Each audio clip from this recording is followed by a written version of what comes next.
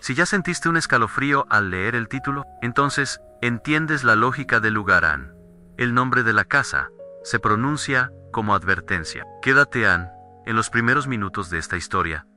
La tensión te engancha como una trampa bien puesta. Isabella tenía 18 años y un embarazo que le pesaba en la cintura como una verdad que no se puede ocultar. Llegó a la hacienda con la ropa de él siempre, las manos secas del trabajo, el miedo de quien sabe que un error significa hambre. Cruzó el portón con la humildad de quien pide permiso al mundo. La casa la recibió con un silencio antiguo, el que solo poseen las cosas que han guardado historias demasiado tiempo. Don Esteban, el anciano de 81 años, la miró como si ya supiera la trama. No fue curiosidad, fue cálculo.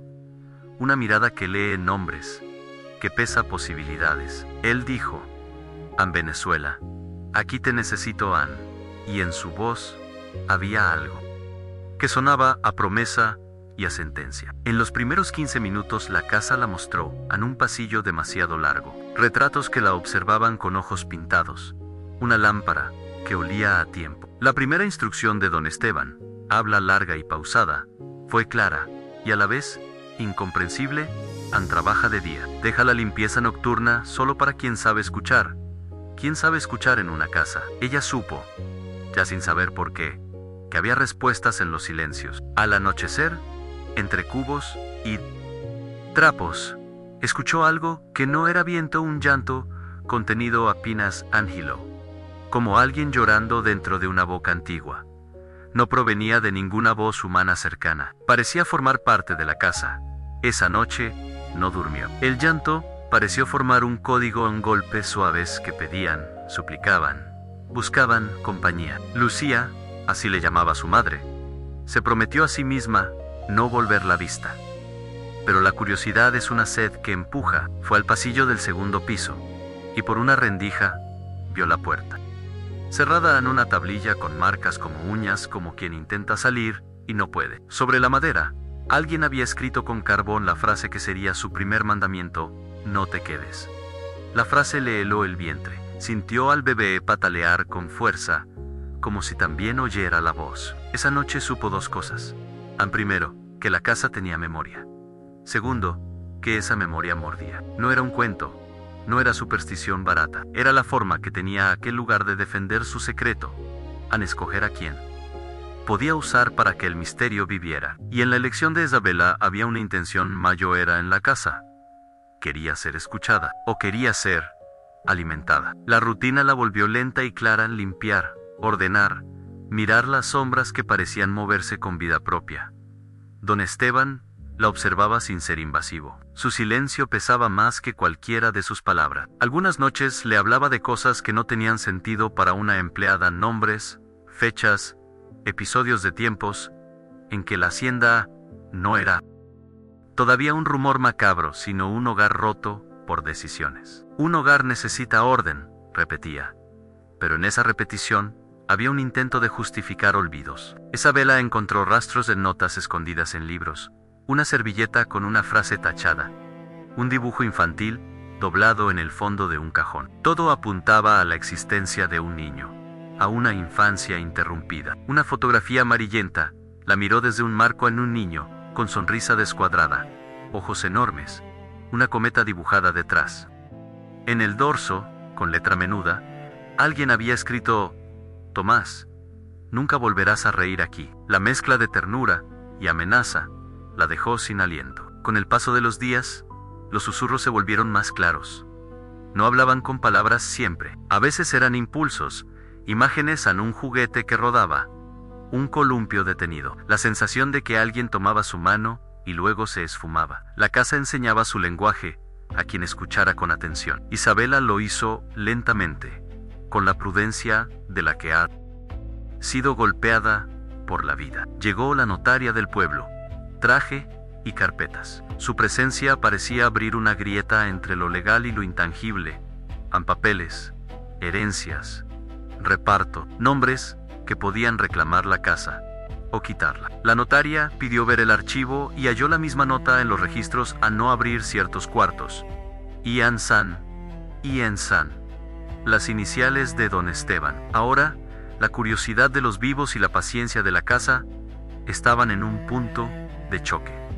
Algo tendría que ceder. Isabela, lejos de huir, buscó la historia con calma. Habló con una antigua empleada, Marta, quien le habló del miedo, de sueños que no terminaban, y de la sensación de que la casa se alimentaba de memorias. Marta le dejó un consejo que se convirtió en mantra en sí.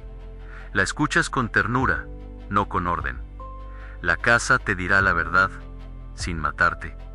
Ana Isabela guardó esa frase como a un tesoro. Esa noche, en la penumbra, la puerta prohibida, esa que tantas otras sirvientas temían, emitió un sonido leve en un clic, como si algo se dignara abrir. Isabela se acercó y apoyó su mano en la madera. Fue la primera vez que sintió una caricia fría sobre los dedos. No tenía forma, era memoria hecha tacto. Entonces comprendió del todo Anne. La casa no quería venganza, quería justicia. Pedía que alguien escuchara la versión de los que ya no podían hablar. Decidieron abrirla con método. Isabela pidió la presencia de la notaria, del cura del pueblo y del anciano. En el salón, bajo los retratos, todos escucharon sus palabras en pidió.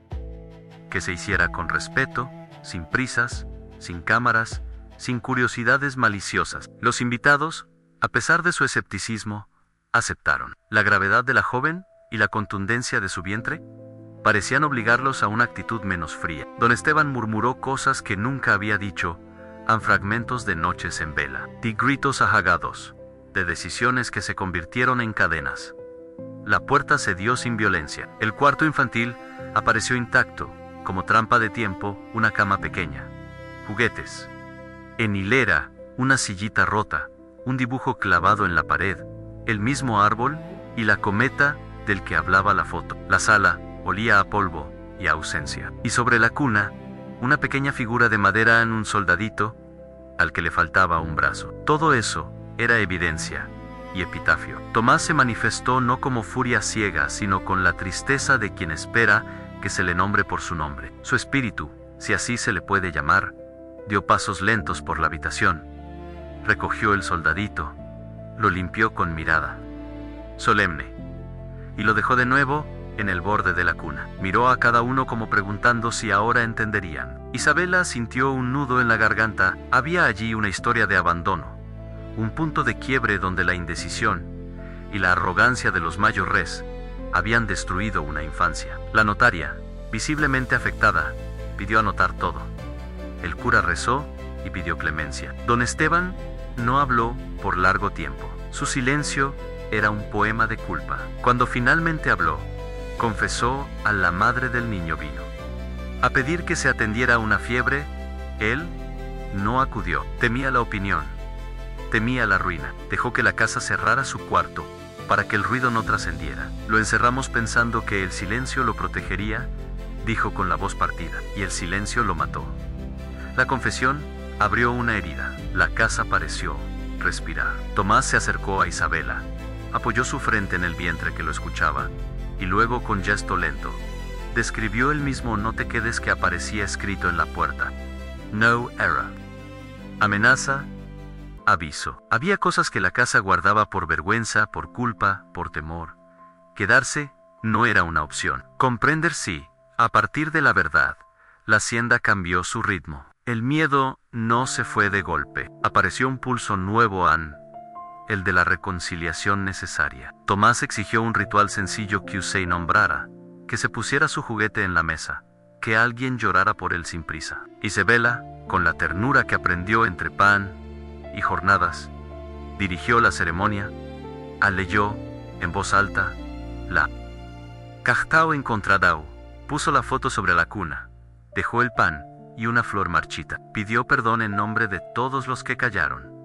No pidió venganza, pidió memoria. Las sombras, que hasta entonces eran ciegas y huidizas, estuvieron quietas. Los retratos parecían menos duros. Los cuadros perdieron parte de su acusación y ganaron tristeza. La casa, que se alimentaba de lo no dicho, recibió la ofrenda y por primera vez exhaló a un sonido profundo que pareció liberar algo. El aire se volvió menos denso. Las vigas dejaron de crujir con reproche. Don Esteban se derrumbó en una silla y respondió con actos. Abrió cajones donde guardaba las cartas. Sin enviar, llamó a un médico que había ignorado y firmó papeles para que el cuarto fuera recordado y no olvidado. La notaria registró todo con firmeza, aunque con los ojos nublados. Marta, la ex empleada, lloró en silencio y dijo: nunca es tarde para reparar, pero hay que hacerlo con cuidado. Sin embargo, la reparación despertó otra cosa. No todo se arregla con ceremonias. La casa había acumulado años de decisiones cerradas, deseos no cumplidos y rencores. Al reparar una cosa, otras grietas se asomaron, puertas viejas se abrieron, voces susurraron secretos de noches ajenas, recuerdos de muertes olvidadas. La historia exigía más que una limpieza, exigía justicia. Y justicia a veces escuece. La mañana en que todo cambió vino con sol, pero también con un sonido en madera que se parte, la mezcla húmeda de algo que no puede sanar sin dolor. Don Esteban se levantó antes del amanecer, con una resolución súbita. No podía ser que su vida concluyera manteniendo ruinas. Reunió documentos, llamó a quien debía llamar y sobre todo se arrodilló ante la cuna para hablar con Tomás como un padre que pide perdón en voz alta. Isabela, con el bebé quieto en su vientre, lo observó. Ella sabía que el acto final no sería puro consuelo para cerrar heridas. Habría que entregarse a la verdad cruda. El anciano, con manos temblorosas, decidió confesar públicamente ante el pueblo quién había sido el responsable de la negligencia. No buscó excusas, dijo todo a los miedos, las conversaciones con su esposa, la tosudez. La noche en que decidieron hacer el cuarto un silencio seguro, las palabras cayeron como piedras en la plaza del pueblo. Algunos murmuraron, otros sintieron vergüenza. Pero la exposición abrió la puerta que la casa necesitaba a la luz. La transparencia redujo la carga de la memoria. Al cabo de semanas, algo hirió para siempre, pero de forma limpia. La casa dejó de ser un lugar que devora. No se transformó en paraíso. Quedó como un hueso de memoria que debía cuidarse. Don Esteban, liberado por la confesión, preparó testamento y arregló que el cuarto de Tomás fuera un santuario, que nadie lo tapiara jamás, y que cada año se leyera su nombre. Isabela dio a luz en la penumbra serena de una habitación, ya sin gritos. El llanto del niño, su hijo, fue la primera voz nueva y fuerte que la casa escuchó en décadas. La última vez que Isabela cruzó el umbral, lo hizo sin temblar. Tomás la miró una vez más. Ya no era una sombra hambrienta, sino una figura quieta que asintió. La casa guardó recuerdos, pero dejó de alimentarse de vidas. El anciano murió meses después, con una mirada liberada por la culpa transformada. Murió sabiendo que había reparado, aunque fuera tarde. Isabela y su hijo se fueron con un nombre que llevaba memoria y esperanza, y en la madera de la puerta, aún hoy, puede leerse, entre vetas, no te quedes. No es.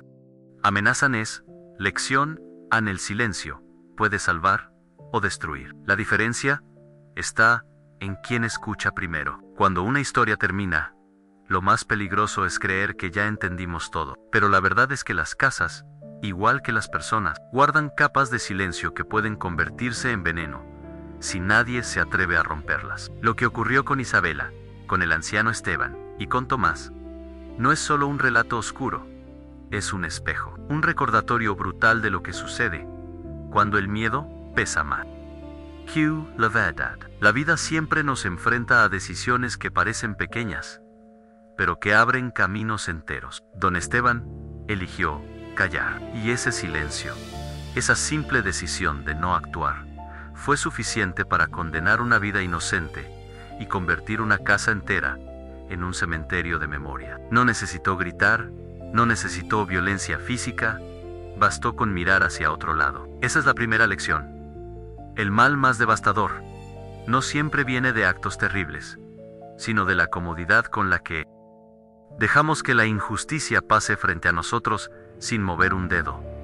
Isabela, en cambio, eligió escuchar, aunque tenía miedo, aunque estaba sola, embarazada, vulnerada, y sin recursos, eligió acercarse al misterio sin prejuicio, sin arrogancia. Ella representa la segunda lección en quien escucha con humildad puede romper cadenas que generaciones enteras mantuvieron cerradas. El coraje no siempre es gritar. Muchas veces es sostener la mirada frente a un dolor que no es nuestro, pero que pide ser atendido. Don Thomas, por su parte, nos recuerda algo que olvidamos con facilidad: lo no resuelto nunca desaparece. Podemos esconderlo detrás de puertas, detrás de excusas, detrás de ecos, pero lo que no sanamos regresa. A veces como culpa, a veces como enfermedad, a veces como un fantasma emocional que se instala en nuestra vida y la manipula desde adentro. En este caso, la casa se convirtió en el cuerpo físico de esa culpa, y como todo organismo herido,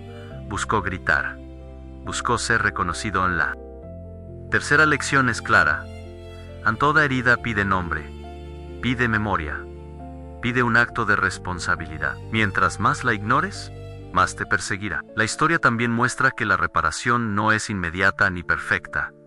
Nadie salió ileso. Don Esteban murió con cicatrices que nunca cerraron. Isabela cargará para siempre los ecos de esa casa. El pueblo tendrá que recordar que la verdad, cuando si esconde, destruye familias enteras. Pero aún así, hubo algo luminoso en el nacimiento del hijo de Isabela. En una casa que ya no gritaba. Una nueva vida sobre un suelo que por fin pudo respirar. Y ahí está la cuarta lección. La justicia no borra el pasado, pero abre espacio para que el futuro no repita la tragedia. La quinta y última lección es probablemente la más dura. No te quedes donde el silencio mata. No te quedes donde nadie se atreve a nombrar el dolor. No te quedes donde la verdad es un enemigo. Si un lugar o una persona te obliga a callar lo que sientes, te roba lo que eres. Low Q. Te roba. Lo reemplaza con miedo. No te quedes. Escrito en aquella puerta, no fue una amenaza. Fue una advertencia amorosa. Un llamado a comprender que la vida siempre nos da señales, susurros, intuiciones. El cuerpo, igual que esa casa, habla cuando algo anda mal, pero necesitamos valentía para escucharlo. Porque al final, no hay maldición peor que la indiferencia. No hay fantasma más peligroso que la culpa enterrada. Y no hay destino más triste que convertirse en la versión silenciosa de uno mismo. La historia termina, pero la lección apenas empieza.